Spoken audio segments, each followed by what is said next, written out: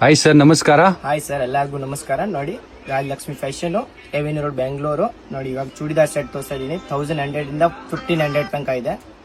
Only offer price.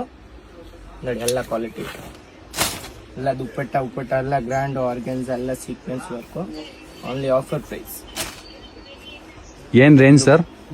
1100 to 1500 ತನಕ ಇದೆ. ಎಲ್ಲ ಡಿಫ್ರೆಂಟ್ ವಿನೇಕು ಅಲ್ಲ.